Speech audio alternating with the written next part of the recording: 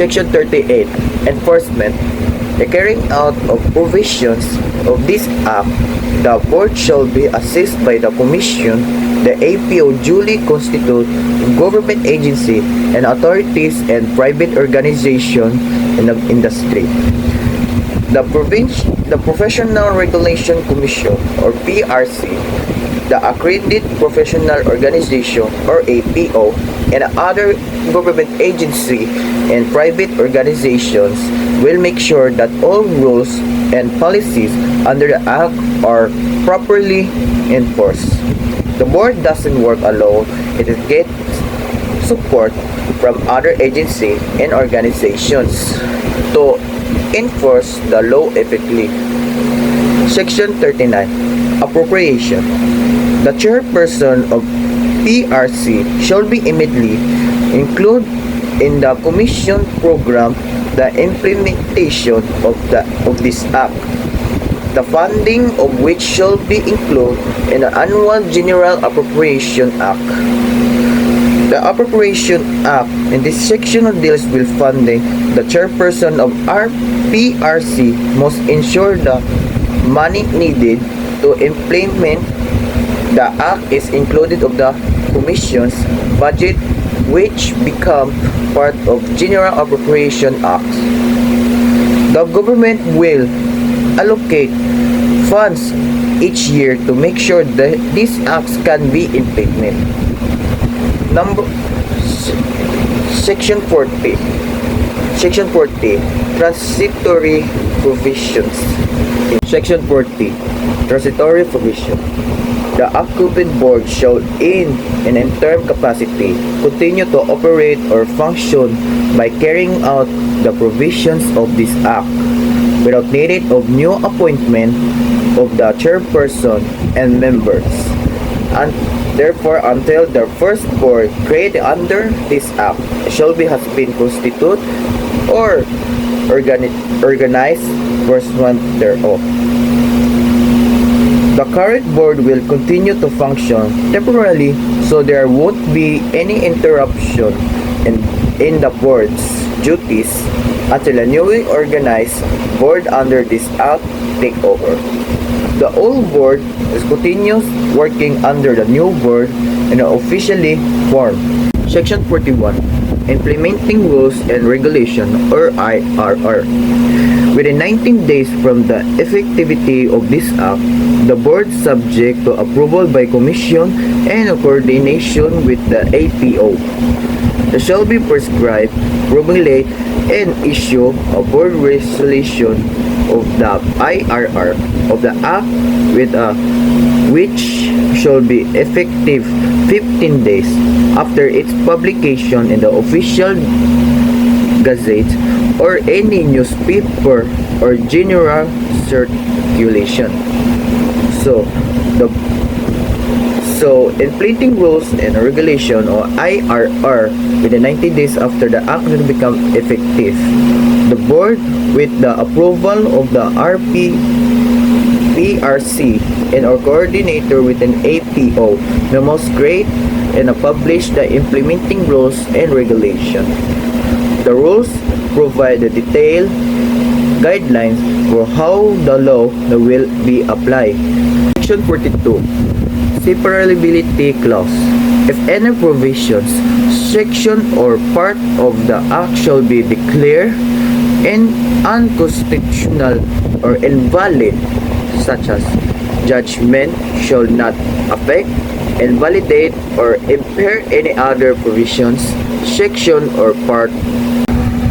If any part of section of the Act is found invalid or unconstitutional, the rest of the law still remains valid and enforceable.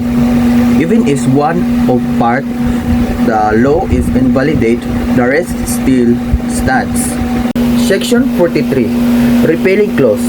Republic Act No. 6506, or otherwise known as an Act creating the Board of Examiners for Criminologists in the Philippines and for other purposes, and hereby repeal all other laws, Republic Acts, The decrees, order letters, the instruction, rules and regulation, or other insurance, and the parts thereof inconsistent with the provisions of this act, which are likewise repealed or modified accordingly.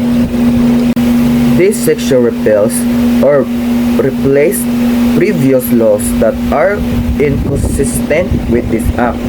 Especially it repeals Republic Act number 6506, which was the old law creating the board examiners for the criminologists, and all laws, decrees, or rules that contracted the new act are also amended or replaced. Section 44, Effectivity Clause. This act shall take effect 15 days after its publication in the official gazette or any newspaper or general circulation. This act will take effect 15 days after its publication in a gazette or any newspaper circulation. The laws becomes official and enforceable 15 days within approval. The act was passed by the Senate on the March 12, 2018 and adopted by the House of September 11, 2018 and approved on November 8, 2018 by the President Rodrigo Roa Duterte. So they are key signatories by Gloria Macapagal Arroyo as a Speaker of the House, Vicente C. Soto III as a Senate President, Dante Roberto P. Maling as a acting Secretary General House of Representatives, Mayra Marie D. Villarrica as a Secretary of the Senate. Lastly, the Rodrigo Roa Duterte as a President of the Philippines. So, good evening everyone. Our topic for today is United States of America, Criminologist and Criminal Justice Salary and Career Information. First, if you're considering earning a degree in criminology or criminal justice, chances are going to want to think about your earning potential at some point.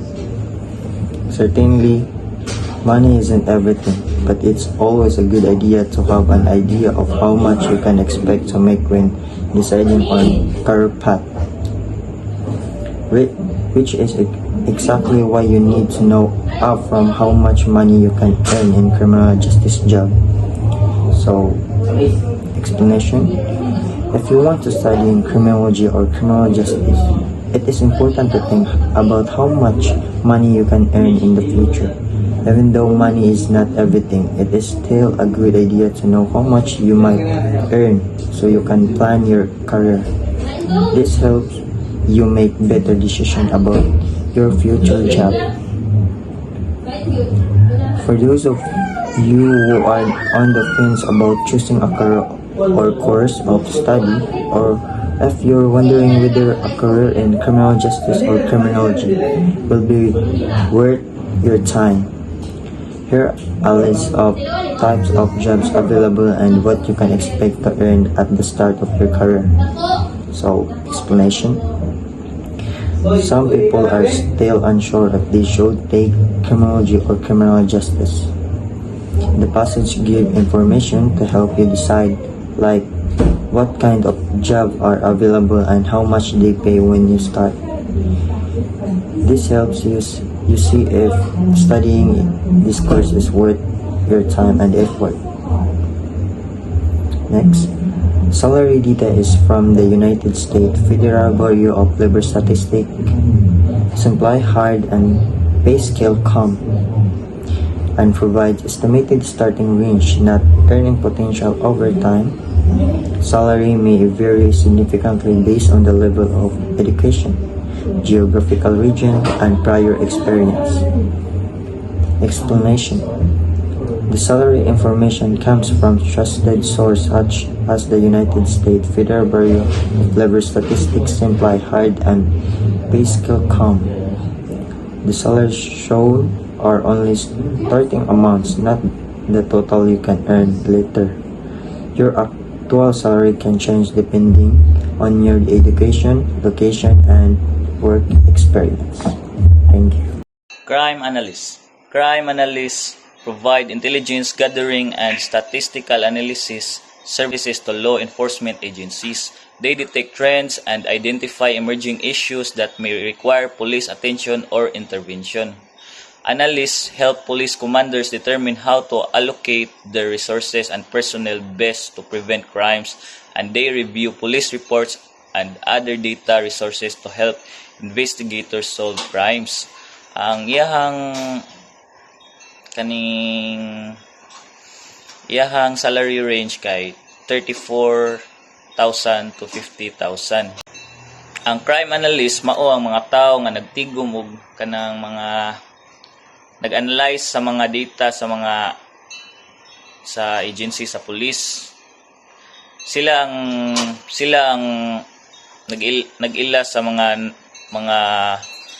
mga kaning trend, krimen aron matabangan nila ang mga atong mga kapulisan sa paglikay o pagsulbad sa mga krimen. Ang ilang mga kasagaran buhaton na ilho nila ang mga trend, lugar nga posibleng may problema, tabangan ng mga opisyal para matabangan ng mga opisyal sa mga kapulisan sa sakto nga pag-apod sa mga tao sa rekurso.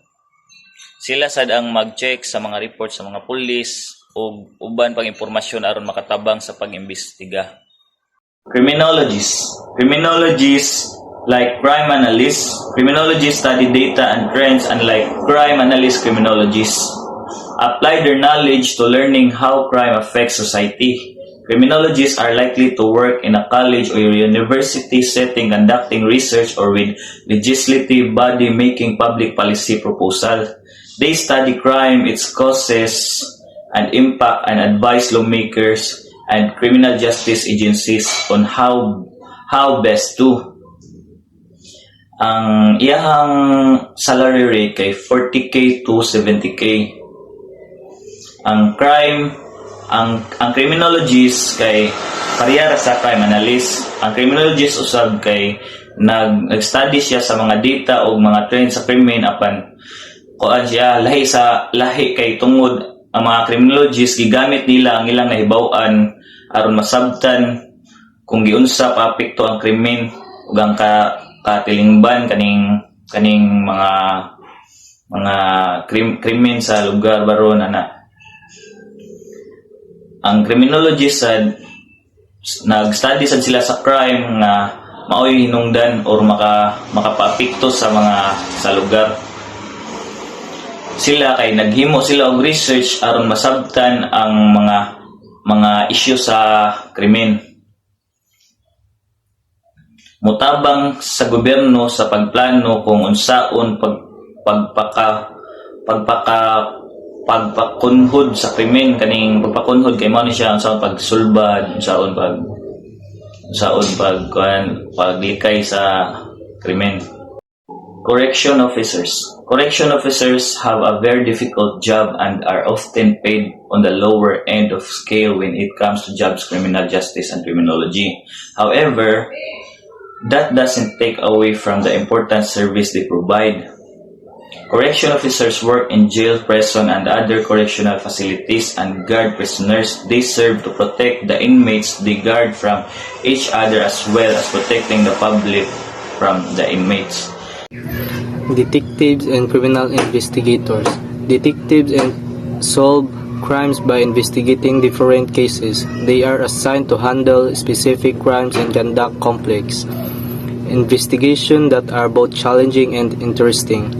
Working as a detective helps develop valuable skills, give career growth opportunities, and offers variety in work. Usually, this is not an entry-level job. It is earned through promotion within the police force. Forensic Science Technician. Forensic Science Technician work as civilian investigators or laboratory experts. They collect and analyze evidence to make sure the chain of custody is followed properly. They need a strong background in natural science and interest in the justice system. Their job is very important because they help solve crimes by providing scientific support and evidence. Forensic psychologists. Forensic psychologists work closely with the criminal justice system. They study the behavior of criminals, help in profiling suspects, and assist courts by giving psychological evaluation. Their work helps law enforcement understand criminal motives and improve justice processes. The next I will be discussing is the one of the most important and respected profession in the field of criminology, the police officer. Police officer play a vital role in keeping our community safe and maintaining peace and order to our society. A police officer is a public servant whose main duty is to protect life and property, enforce the law, and maintain peace and order. They are often called the frontliner justice because they are the first to respond when crime and emergency happens. So, some of their major duties and responsibility includes preventing and investigating crimes to ensure justice is served. And the second one is the patrolling communities to make sure people and properties are safe. The third one is arresting offenders who break the law. The fourth one is helping victims and providing assistance during accidents or disasters. The last one is maintaining order during public events or emergency. Police officers work in different areas such as traffic enforcement, criminal investigation, patrol, and special operation. No matter what their assignment is, their main goal is always to protect and to serve the public. To become a good police officer, a person must have courage to face danger, discipline to follow the law and the rules, honesty to gain public trust, and the last one is compassion to help others in need. Police officers also need to have communication skills, critical thinking, and knowledge about the law, which is why studying criminology is a great foundation of this career. So, being a police officer is not just a job, it's a calling to serve and to protect. They are guardians of peace and the defenders of justice and the protectors of the people. It requires dedication, bravery, and a heart that truly cares for the community. Thank you.